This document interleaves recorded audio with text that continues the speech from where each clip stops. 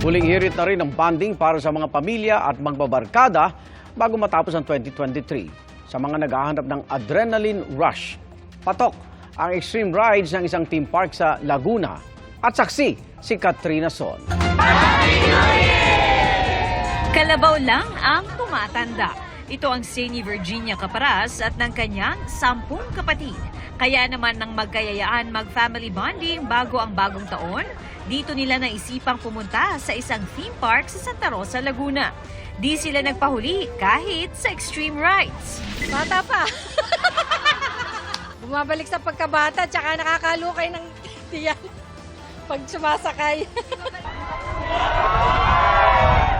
Iba raw kasi ang adrenaline rush na naibibigay ng ganitong rides. Heto nga, at sabay-sabay nilang sinubukan itong Anchors Away.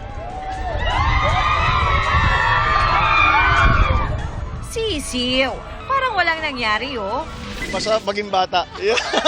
Ako, nasusuka nga ako.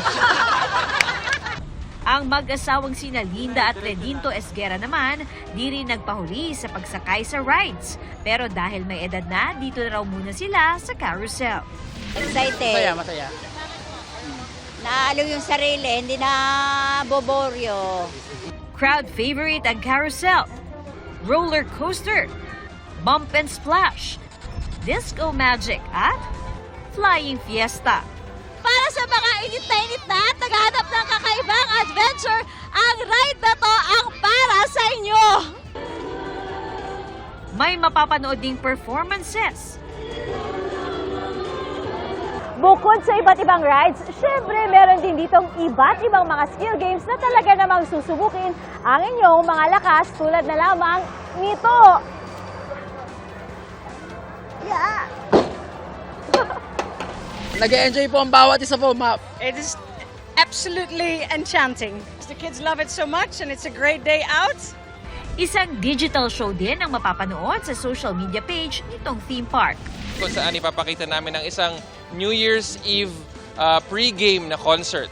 So para sa mga hindi makakapunta sa New Year at gusto niyo po makapag-enjoy ng inyong mga paboritong banda.